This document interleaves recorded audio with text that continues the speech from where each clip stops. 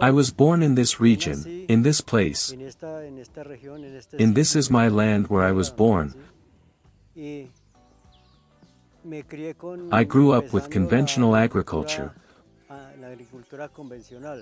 When the chemicals began to enter, the heavy machinery began to enter this region.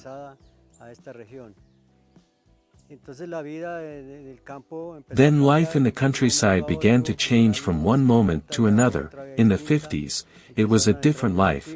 They began to enter a lot of chemicals, people began to get into the field of fungicides, insecticides, machinery. The change in the countryside was tremendous.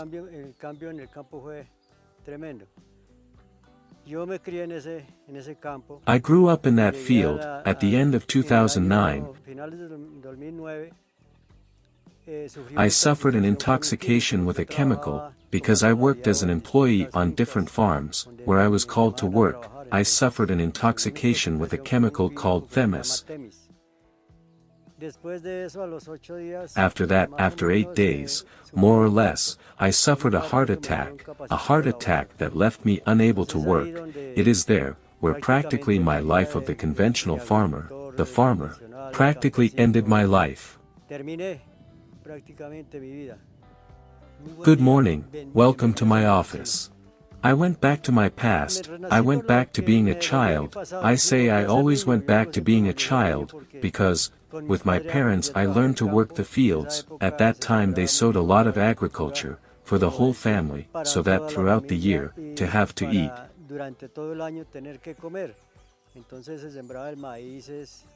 They sowed varieties of corn, arocacha, varieties of cubes and onions, peas, beans, everything that this holy land produced. Since there was no transportation, there were no roads, it was very difficult to take the products to other places. They left all that food. Many times they shelled the corn, took the wheat and kept it in the zarzos, in some drums, in some wooden drums that they had at that time. They left it there to continue eating it throughout the year.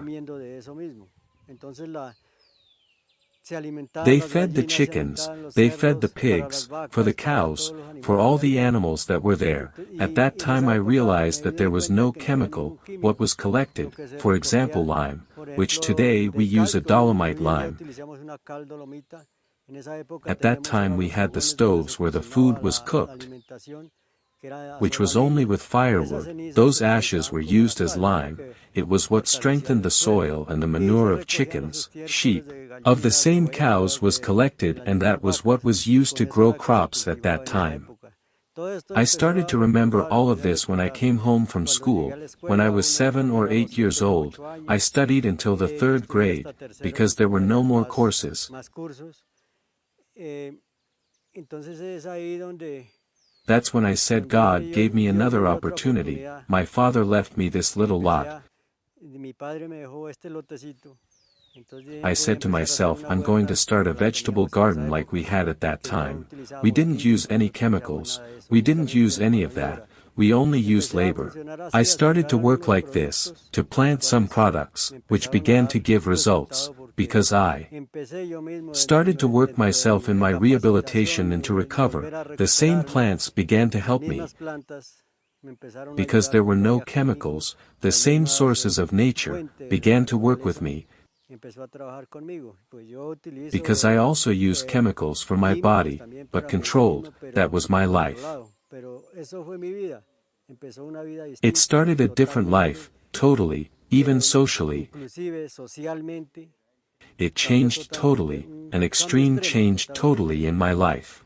That is where I began to form agriculture. I started with 4 products, sowing them, I began to sell them. My sister Ines was the one who helped me. She helped me, she gave me support to work. For example, the fertilizers I got from the animals, I made compost and I began to work in that way. I lasted about 8 months working on it. And the time came when some people became interested in what I was doing. A Mr. Adelmo, was the first one who arrived, and with Andres Montes, he had a cultivation of aromatic herbs in a higher area, and he sold organic products in Bogotá at that time to people who were sick with cancer. He realized what I was doing and became interested. Pedro said, "Produce that I buy from him." I was encouraged to continue producing more things. Adelmo sent his administrator to learn what he was doing and how he was doing it, so that he could do his farm in the same way, not using chemicals. So we started a friendship, a work, and after 6 months or so, we had 5 families already working on the issue. After a year we already had 19 families working on the issue. When we formed the association, which is more or less the time when we did all the paperwork, to get to the Chamber of Commerce, to carry out everything legally, after a year and a half we were working on this project. And there we started the association to work together, in a friendly way, between brothers. The most important thing we look for is trust. We started to recover the trust, let's say from our antiquities, from our grandparents, how they lived in those days. The families, the way they helped each other, all that came to recover with them. Then that is where we formed the ARAC family, which means Asociación Red Agroecologica Campesina de Subachoque, Subachoque Agroecological Farmers Network Association. I came here to the association because my neighbor is Pedro and he used to grow carrots and he had a cow. As always here the traditional crops sometimes give sometimes don't. I started to see that he started to grow vegetables and I saw that he was selling them. One day I found out about his life. Another day I came back. He sowed me that little seed towards agroecology. He made me look for, to conserve, and one starts to see that what he is doing is something good. I started to go along that line, and little by little, he has received training, and he has also taught me, and that is why I am here. This is already my lifestyle and I believe that I am dying with this agroecology.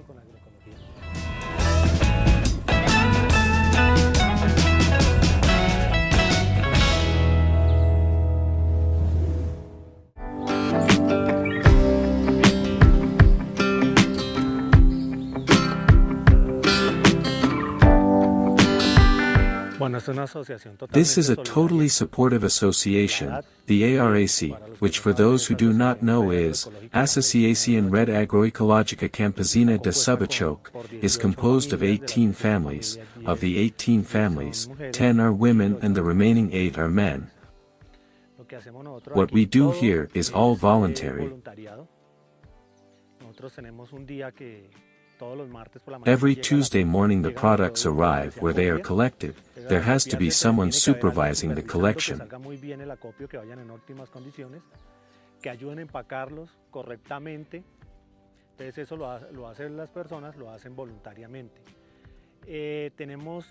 We have something that we have called, what we like the most, is a direct market between consumer and producer. In Subachoque, it is called short cycle, because it is directly between consumer and producer, because it is something very rich, because every weekend that the market opens and goes to one of our producers, our associates, they are there and share and exchange recipes with people who come from Bogotá, with Tainos, non-rural. They enrich their way of preparing food, and we as farmers also learn another way. Because sometimes we get tired of always browning our chard or our spinach. They teach us, we teach them. They begin to ask us, I have a matera, what do I make for my matera, what product? It is a great win-win of knowledge, and all this is done voluntarily. You will find 18 recipes, the consumer will arrive and will have 18 consecutive recipes. If he goes every weekend, he will be enriched more than us, and it is very cool what we do. Everything is done on a voluntary basis. When the people who need our collaboration we call it minga, we get together or we exchange. They need to work, we go and work their garden, when he has time he comes and helps us. It is something voluntary, something that has strengthened us and has been a very important social fabric for us. That of the association. At the beginning you arrive as an associate, and when you have years, like me, in the association you already love it, it already becomes your family, it is something delicious and something I admire. We began with meetings, we began to meet every 8 days, we met at the headquarters, it has always been here at the restaurant La Canetra, we met every 8 days, we chatted, we asked each other what problems we had on the farm, they asked me how to do this, how to do that, how to sow, we began to trust each other and we all supported each other. They would ask me how to do this, how to do that, how to sow. We all trusted each other and we all supported each other, the form of the association, we are all part of the association. Here the board of directors is not in charge, the whole group is in charge. We all have a voice and a vote in the association, we all have the right to have our problems and we help to solve them. Between all of us we solve the problems of the companions or of the association itself. Everything inside together and we form groups between the companions, where one is in charge of one job, another is in charge of another. For example, in the plaza, there was a group that managed the plaza, or there is one that goes and does the shifts of accompaniment on market days. They go and accompany the administration that exists today. In the farms between neighbors they make some visits, to have more trustworthiness what one is doing with the other in their farm. We form all the little groups like this and we all contribute to the association, so that we are all involved. If one of them makes a mistake, the mistake is for everyone. We are careful to use all kinds of chemical materials, we try to make everything natural.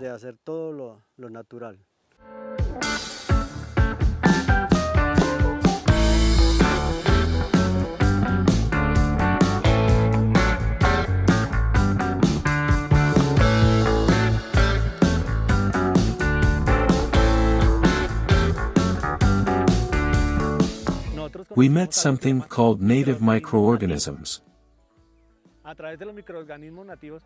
The native microorganisms are the workers, who are working 24 hours a day in my garden.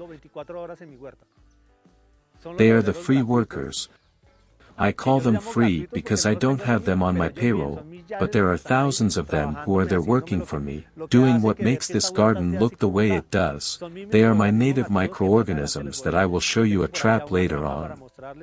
How the microorganisms are, where they come from, they are the ones that have me like this. It was thanks to them, that they, the ones that taught us how to do and taught us to be more self-sufficient, that's why we are like this. Because of our native microorganism, everything starts with native microorganisms. We with the MN, we started to make slurry, depending on what we have the problem we have.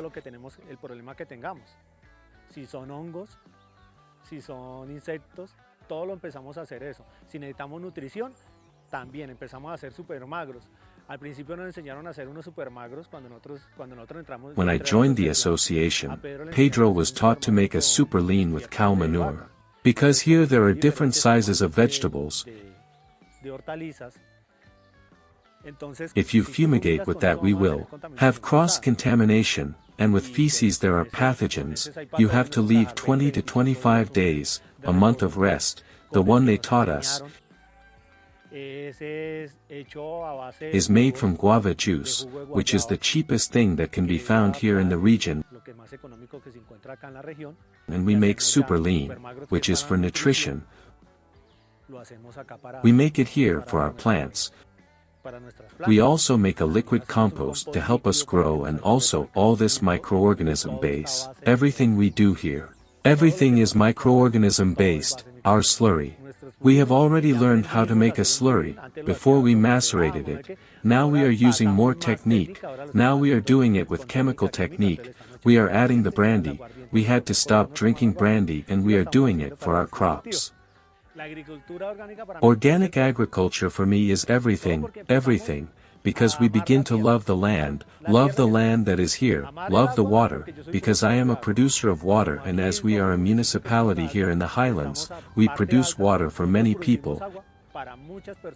It is also a way to take care of myself, I take care of my neighbors, I also take care of my pocket.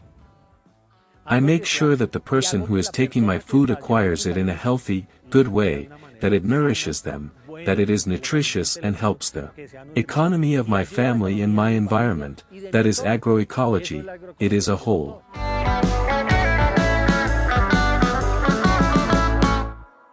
How do we work? I have always put the association as if it were a house, and my associates live in this roof, they live under the coverage of the ARAC. Then I who am the treasurer, I have to be through the sales that they make, they voluntarily leave me a percentage to sustain that infrastructure, because as the orchards are so small, we have orchards of 200 meters, of 1,000 meters. If I were to take the products to Bogota, it would be very expensive. Joining us, a great portfolio was created for them. For our consumer, we become more attractive and more competitive. When we are united, is what we do through the association. They contribute to me, that 15% that I take from them, I make this roof that covers them, that is, gives them support, that gives them transportation, that gives them administration, that has a person who helps them sell their products at the point of sale of the square. Also the person who helps me to market through digital platforms, we have in Bogota, all that we cover. Us as an association. We came to green business by an engineer,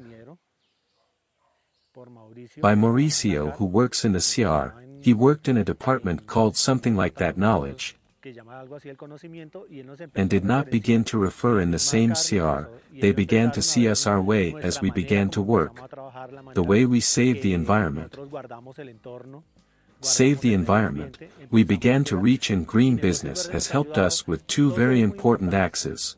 They have opened doors for us, because they have let us know what a huge publicity is, because the most effective publicity for us is the voice to voice, that is what has helped us and the other part, the other axis has been the training that we have had with them, they have brought producers from another region, they give us tips, do this, don't do that. With Pedro, they exchange telephone numbers and they keep calling each other. There are people who say there is Pedrito, such and such a thing, I have such and such a problem, help me. That is like a 911 call. That is what helps us, but it has been very important for us as green businesses.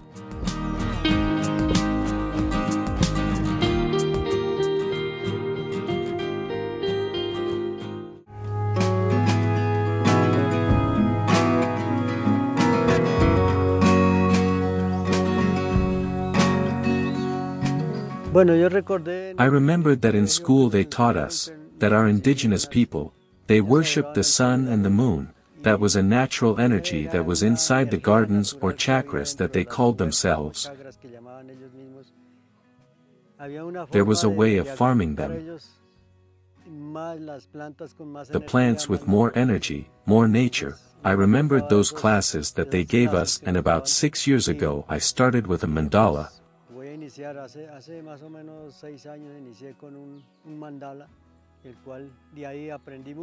Which from there I learned a lot, I began to do it empirically. I began to realize why you were to that energy, because they were those forms. I began to realize where the air circulated between the plants, the oxygen, the water, a downpour or an irrigation and the water remained within those circles. The plants even take 15 or 20 days less to give production. That is where you see the energy of nature. For example, the sun rises to the right and begins to be a shadow between the circle, which reaches the middle of the day, and he leaves all his full energy between those circles, then begins to slowly cool the opposite side, and here he will finish heating the first part. All that forms a natural energy. I started like that, and then I saw the need that the children could also work on these. I invented some little balls that I called them the honeycomb, like the honeycomb of the bees, which are little balls glued to each other. Where there is space to walk inside them in a circle and round, there the children can walk in round of a little ball of those. They do not step on the plants, because if they leave, if we let them to work in a straight line, a straight plot, to move from one side to the other, they are stepping on, or they have to go around the other side, then each one with one of those little balls starts to clean it or to sew it, whatever they have to do. I started to form some cakes, colored cakes, flavored cakes, where they are in a cake of bricks, where they are in a broccoli pie, a cauliflower pie, a colored lettuce pie, a beet pie, a spinach pie. You can make a variety of plants, and you have food for the family and for many more people, because the yield is faster. I would personally show you the change that I have had in my life. That same change any farmer can have, leaving aside the chemicals, leaving aside the middlemen, leaving aside being dependent on warehouses, on chemicals. If the same land produces everything, the same land gives us life,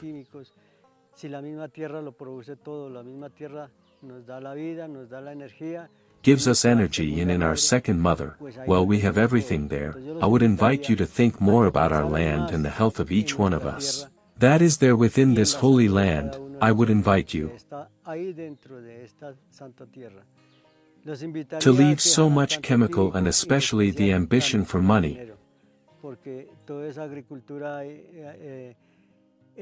because all this agriculture is only ambition for money, and you don't think about the health of the family, you don't think about the health of others. If not for money, I would invite you to make an extreme change as I did, and fortunately God has me here today alive, helping in something that in the beginning I thought